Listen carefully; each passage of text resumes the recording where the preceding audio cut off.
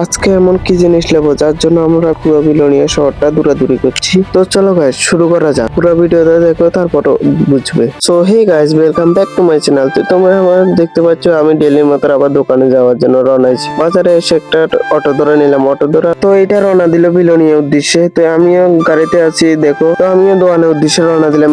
দেখো এবার বিলোনিয়া এসে পড়লাম। বিলোনিয়া এসে গাড়ি থেকে নেমে দোকানের কাছে চলে এসেছি। দোকানের কাছে আসার পর দেখি দোকান এখনো খুলেনি। তাই আমি এখানে বসে রইলাম। বসার পরে কতক্ষণ পরে আমার দাদাটা এসলো, চাবি দিল। তারপরে আমি ধূপবাতি দিয়ে দিলাম। ধূপবাতি দেওয়ার পর একটা কাস্টমার এসলো তার চাকার লিক সারা দেওয়ার জন্য। তো দাদাটা লিক সারা দিয়েছে। তো লিক সারা দেওয়ার পরে আর কোনো কাস্টমার নাই। তাই দোকানদারের মালিক বলছে চল একখানে যাবো। তো কোনখানে যাবো আমি তো জানি না। তারপরে একজনকে জিজ্ঞেস করলো। তারপরে আবার রওনা দিল। কোন সাইডে যাচ্ছে আমি জানি না, কারণ বিলনে শহর পুরোই চিনি না আমি। এরপর একটা দোকানে এসলো। তারপরে বুঝলাম ফিল্টার কিনতে এসেছে। তো এখানে জিজ্ঞেস করলো ফিল্টার আছে নাকি। তো ফিল্টার গুলো ছোট তাই নেনি। তো এখান থেকে তো নেনি। তারপরে আরেকটা দোকান পাইনি, না পাই তার জন্য চলছে আরেকটা দোকানে, যাতে এখানে ফিল্টার পাওয়া যায়। তো এই আরেক দোকানে চলছে দেখার জন্য। তো আমার তো ভালো লাগছে, আমিও দেখছি জায়গাগুলো চিনছি আর ভালো লাগছে ঘুরতে। তারপরে রওনা দিয়েছে। এরপরে অ্যাকচুয়ালি গাইস আমাদের দোকানে যে ফিল্টারটা আসে সেটা ছোট,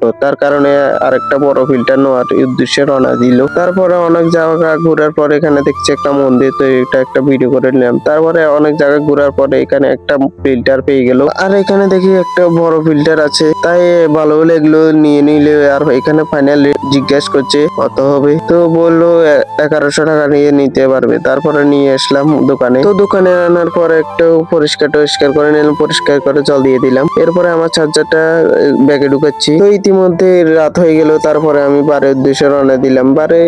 এরপরে বন করে এসে একটা গাড়ি পেয়ে গেলাম। তো গাড়িতে উঠে বসে গেলাম, গাড়িও রওনা দিল। এরপরে আমরা বরাতরি বাজারে এসে পৌঁছে গেলাম। বরাতরি বাজারে এসে রওনা দিলাম বাড়িতে। তারপরে এক দাদাটা বলে আমার সাইকেলেত করে চল, আমি বাড়িতে যাব। তো আমিও বললাম ভালো হয়েছে। তো আমিও বাড়িতে চলে যাচ্ছি। তো এবার বাড়িতে আসার পর আমি শুয়ে রয়েছি, এখন ছক্কা খেলবো। তার জন্য আবার নেক্সট ব্লকে দেখা হবে। তব তো খেলে বাই গাই।